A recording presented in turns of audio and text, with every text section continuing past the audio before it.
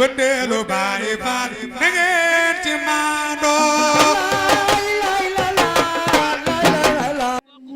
waaw tey ma ñëw fekk la fii place de la nation ngeen di manifester objectif manifestation bi lan la. bon objectif manifestation bi donc bala maa dugg ci affaire yi maa ngi lay nuyu di la ziar di rafetlu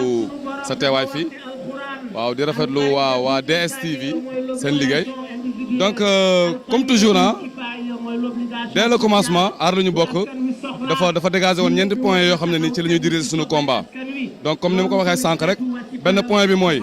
xam nañ ne mën na nekk renégociation des contrats ci pétrole bi ak ci gaz bi yëpp parce que xam nañ ne mën na nekk donc d'après ni ñu càmbaree dossiers yi donc Sénégal waroon na ci mën a am lu ëpp que li mu am tey nii donc je crois que ne mën nañ ko renégocier léegi beneen bi mooy comme que affaire dafa am tuuti nébuleuse maanaam dafa am loo xam ne leeru ci ñu bëgg maanaam ñu jël dossiers yi nga xam ne yëpp dafa lié wu ci pétrole bi ak gaz bi ñu yóbbu ko au niveau de la justice pour que ñu mën ci def leeral donc loolu mooy ñaareelu point bi waaw ñetteelu point bi dama koy dugal ci aar lu ñu bokk aar lu ñu bokk c'est au-delà de Aliou Sall de Macky Sall aar lu ñu bokk c'est l'intérêt national quoi donc ci suñuy ressources naturelles la ñuy wax maanaam koom-koom yi nekk ci suuf si donc ci la ñuy wax donc aar lu ñu bokk dafa ñëw pour aar loolu yëpp pour ñu am ci lu leer est-ce que loolu la ba pare tamit dañoo bëgg au-delà pétrole bi ak gaz bi aussi rapport yi nga xam ne IGE la jógee yéen i OFNAC et que président bi jël ci mu teg ci tànkam rapport yi yëpp mu génnee ko ñu am ci ay leeral pour man loolu mooy combat bi donc dañuy bañ nit ñi politiser ko yóbbu ko ci genre ay bu diw démissionnaire rek jeex na non justice dañuy laaj et man je crois que ne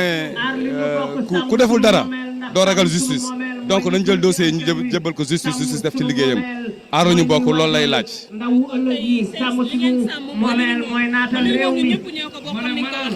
tey démission Aliou Sall gis nañ ko mais yéen tey li ngeen di prôné tey muy la justice et la transparence tey lan ngeen di xaar ci gouvernement bi réellement ndax tey dañuy Aliou Sall démissionné na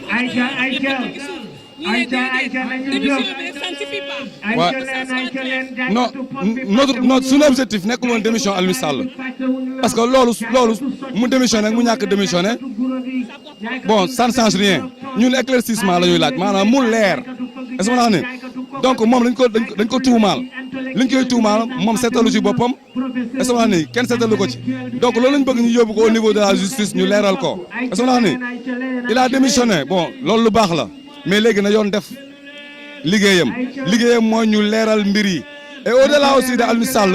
ñu leeral lépp loo xam ne koom-koomu Sénégal la ay nit yore woon ko ñooñu ñëpp dañoo war a leeral tey foofu la ñu toll Sénégal tey yàlla may na ko loo xam ne nii bu ci sukkandikoo mën na mel comme yeneen réew mi développé waaw pétrole moom foo ko dégg développement mu ngi fa donc suñ ko aaree ni ñu ko war a aaree Sénégal dina jóge ci tolof yi yëpp